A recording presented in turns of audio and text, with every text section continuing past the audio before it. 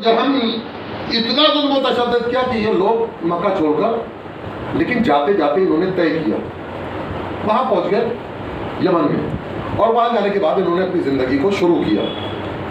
لیکن یہ جو بچھڑے تھے انہوں نے طے کیا تھا کہ ایک بار ہم مکہ ضرور آئیں گے اور وہاں پر سب اکٹھا ہوتے اور ملاقات ہو جاتی. لیکن یہ جو گروہ یمن میں پہنچا تھا، یمن میں چونکہ عیسائیت پہلے سے تھی، لہذا زمانہ گزرتے گزرتے گزرتے کچھ لوگوں میں جو ہے اس کے تاثرات جو ہے وہ قائم ہوئے، اور جو ہے وہ یہ قبیلہ جو ہے وہ عیسائیت کی طرف جو ہے وہ رہبانیت کی طرف چلتا چلا گیا. رہبانیت کا طریقہ کیا ہے؟ جو بھی راہب ہوتا اپنا پورا مال و زر خاندان کے لیے چھوڑ دیتا، دوسرا ہوا، تیسرا ہوا، چوتھا ہوا، اب خاندان کی ایک فرد بچی ہے خویلد، پورے خاندان کا مال و اسباب ان کے پاس. بات ذہن میں آئی؟ پورے خاندان لوگ پوچھتے ہیں کہ خدیجہ کے پاس کتنی دولت تھی؟ اولاد ابراہیم کی ساری دولت کی مالکہ حضرت خدیجہ سلام اللہ علیہا تھی. ذہن میں آئی؟ وہ بیٹھا ہوا کہتا ہے کہ مکی کی مالدار تھی، مکی کی مالداری کا کیا تاثر تھا کہ جس کے یہاں دو چار نوکر ہو چاکر ہو بس وہ مالدار تھا. تو غریب رہے گا جہنم کے اندر بھی. صلوات بھیجیے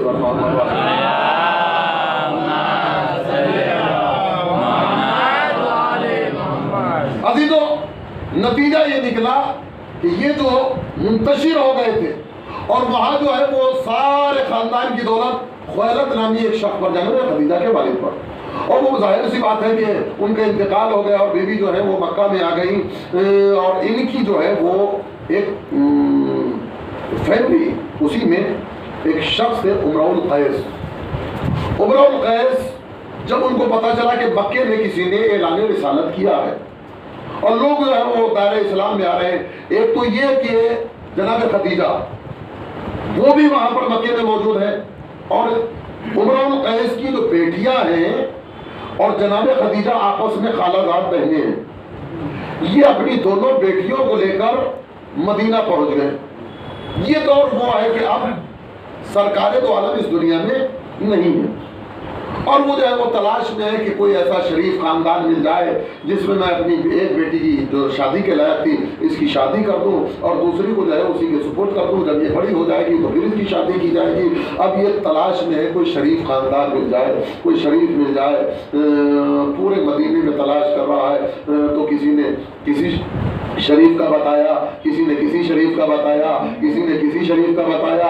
اب جب ان شریفوں کے پاس پہنچا تو رسالت کی کوئی کمی ہی نہیں تھی کہ ان سے زیادہ تو کوئی رذیل ہی نہیں ہے، ان سے زیادہ تو کوئی بدماش ہی نہیں ہے. اب یہ شریف تلاش کر رہے تھے، لیکن عزیز علی گرامی اس کے نصیب کا کیا کہنا؟ یہ تلاش شریف کر رہا تو مل اشرف گیا. دیکھا کہ ایک جوان چلا آ رہا ہے جس کے کاندھے پر بیلچہ رکھا ہوا ہے، یہاں تک پیروں میں مٹی لگی ہوئی ہے. کسی نے معلوم کیا کہ یہ کون ہے؟ کہ لا الہ الا اللہ، لا الہ الا اللہ، قسم ہے لا الہ یعنی اللہ کے علاوہ کوئی معبود نہیں ہے، اور اس جوان کے علاوہ کوئی فتح نہیں ہے، اس فتح کے علاوہ کوئی جوان نہیں ہے. عزیز علی گرامی یہ جو تلاش شریف کر رہا تھا اس کو اشرف مل گیا. اب ظاہر سی بات ہے کہ اس کے پاس پہنچا اور پہنچنے کے بعد پوری روایات سنائی. اب جو اس کی دو بیٹیاں تھیں، ایک کا نام سلمہ تھا، دوسری کا نام سلامہ تھا. سلمہ کی شادی امام حسن سے کر دی. سلامہ چونکہ چھوٹی تھی، سلامہ چھوٹی تھی، وہ بہن کے ساتھ رہتی رہی. جب وہ اس لائق ہوئی تو اس کی شادی مولا کائنات نے امام حسین علیہ السلام سے کی. خاندان بنی ہاشم کا شیوا یہ رہا ہے کہ نام کچھ بھی رہا ہو یہ اپنے گھر میں نام ضرور دیتے ہیں. ایک کو فروا نام دیا ہے، ایک کو رباب دیا ہے.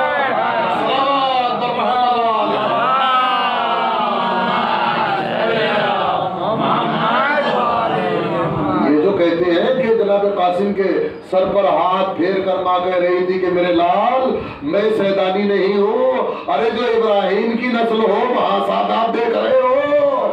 صلوات دیجیے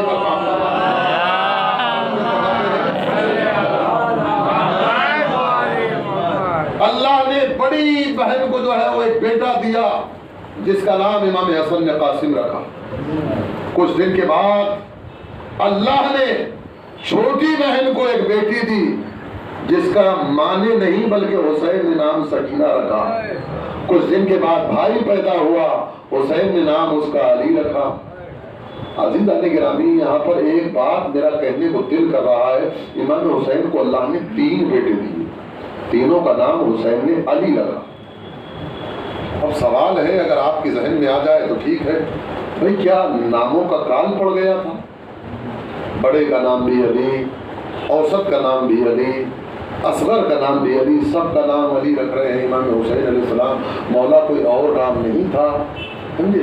کوئی اور نام رکھ دیا ہوتا۔ یہ بات جو ہے وہ دربار ابن زیاد میں کھل کر آئی۔ کسی نے کہا یہ جوان کون ہے؟ کہا یہ علی ہے۔ کہا علی کے تو برسی لگ گئی تھی، کہا وہ بھی علی تھا۔ کہا ایک کے تیر لگا تھا، کہا وہ بھی علی تھا۔ مطلب سید سجاد سے کہتا ہے کہ کیا ہوا تھا تمہارے بابا نے سب کا نام علی رکھا؟ سید سجاد کہتے ہیں کہ چونکہ میرے بابا اپنے بابا سے بہت محبت کرتے تھے، اور خدا کی قسم میرے بابا کے 1000 بیٹے ہوتے تو سب کا نام علی رکھتے، اور چونکہ میرے بابا اپنے بابا سے بہت محبت کرتے تھے اس لیے سارے بیٹوں کا نام علی رکھا۔ اگر تیرا باپ بھی تجھ سے یا نہیں، اگر تجھے بھی اپنے باپ کا پتہ ہوتا تو تو بھی اپنے سارے بیٹوں کے نام اپنے باپ پر رکھتا۔ صلوات بر محمد۔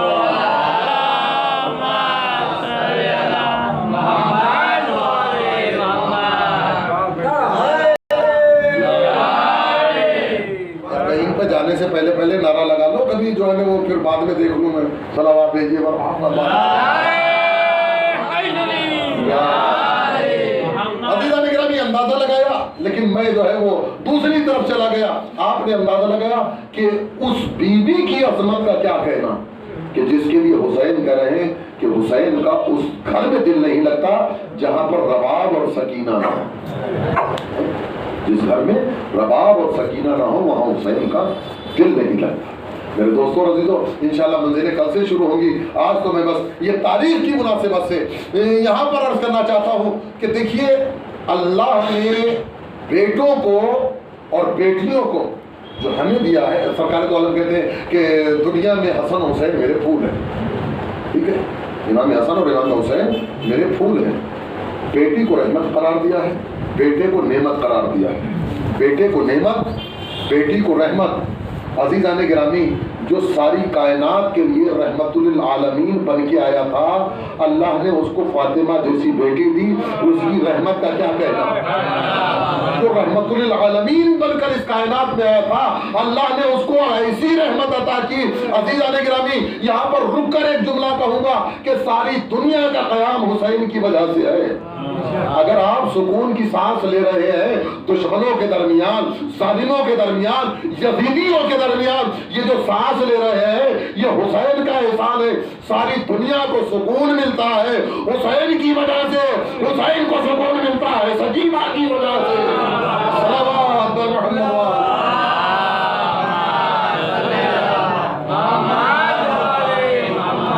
بی بی کی عظمت کا کیا کہنا؟ دیکھیے، بہت سارے ایسے واقعات تاریخ میں بھرے ہوئے ہیں کہ جس نے امام حسین علیہ السلام سے بی بی کے توسل سے دعا کی ہے، یا جس نے براہ راست جناب سکینہ سلام اللہ علیہ سے بھی دعا کی ہے، اس کی دعا ضرور قبول ہوئی ہے۔ میں نے ایک واقعہ پڑھا، کسی کی بچی کے گلے میں جو ہے وہ سکہ جو ہے وہ پھنس گیا، شاید گرل فرینڈ کا کسی کا واقعہ ہے، لیکن یہ بات طے ہے کہ وہ مسلمان نہیں تھا، عیسائی تھا۔ جب بچی کا ڈاکٹروں نے منع کر دیا، آپریشن کیے بغیر چارہ نہیں ہے، کوئی ہمارے جیسا عزادار جو کہتا گھبرا کیوں رہا ہے، حسین سے توسل کر، سکینہ کا واسطہ دے، تیری پریشانی دور نہ ہو جائے تو بات ہے۔ عزیزوں، وہ بچی جو آپریشن تھیٹر میں گئی تھی اور اس کی جان بچنے کے چانس 0% تھے، خدا کی قسم اس کی جان بھی بچ گئی اور اس کو امان بھی مل گئی۔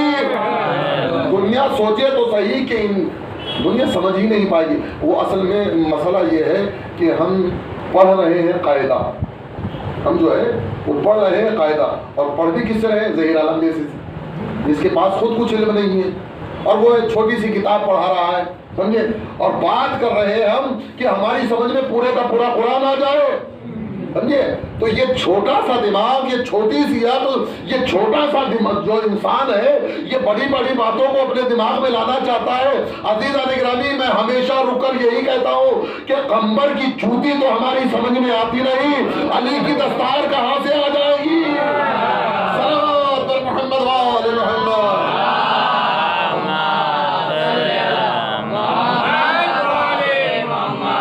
تاریخ میں یہ بھی لکھا ہوا ہے کہ جناب سے دیکھیے، میں یہ بات میرے کہنے میں جو میرا زبان لرز رہی، وہ لکھنے والا لکھتا ہے کہ یہ جو شام کے اندر جناب سکینہ کی قبر ہے، یہ رقیہ عربی میں، عربوں میں رقیہ ہی مشہور ہے، رقیہ بنت الحسین، سمجھے؟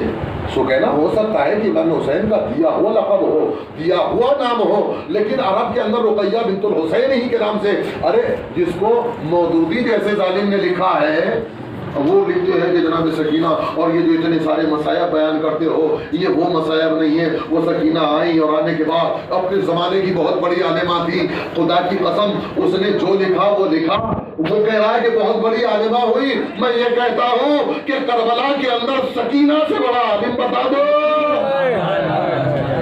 بتاؤ۔ اچھا یہ نہیں کہ اس خانوادے میں تو سب کے پاس علم ہے، اور علم جو ہے وہ کسی کا پڑھایا ہوا نہیں ہے، ان کے پاس وہ علم ہے جو ان کو اللہ نے عطا کیا ہے، اب چاہے وہ اکبر ہو، چاہے وہ اصغر ہو، چاہے وہ سکینہ ہو، چاہے وہ عباس ہو، چاہے وہ زینب ہو، چاہے وہ ابو محمد ہو، یہ جتنے بھی ہیں یہ علم وہاں سے لے کر آئے ہیں۔ صلوات بر محمد۔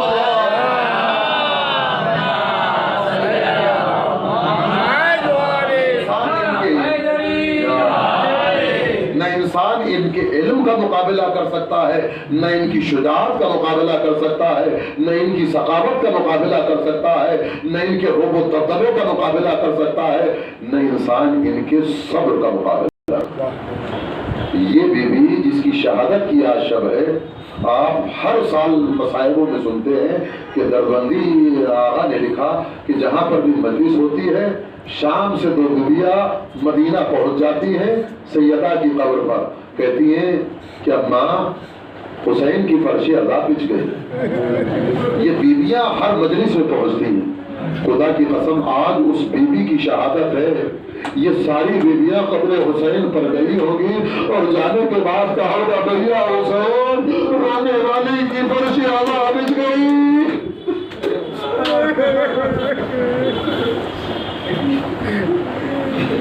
ہم سب پرسہ دیتے ہیں بی بی کو، آج حسین پرسہ لینے کے لیے آئے، آج زینب پرسہ لینے کے لیے آئی، اس بچی کا عزاداران مظلوم کربلا، میں اس بی بی کے کس کس مصائب کا تذکرہ کروں۔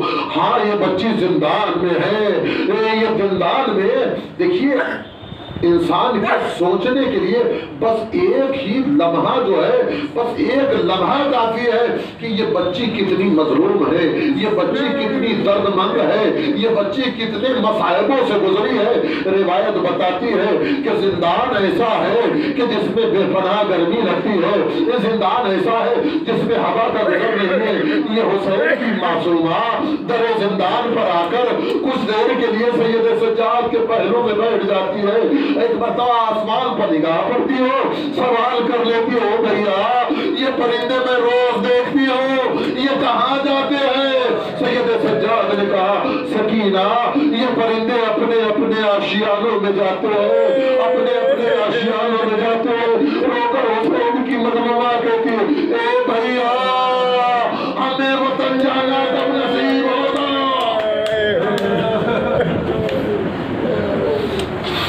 بھیا ہمیں وطن جانا کب نصیب ہوگا؟ ہائے سجاد تو معلوم ہے، جانتے ہیں نا، ایک مرتبہ وہ شب بھی آ گئی کہ جب سر حسین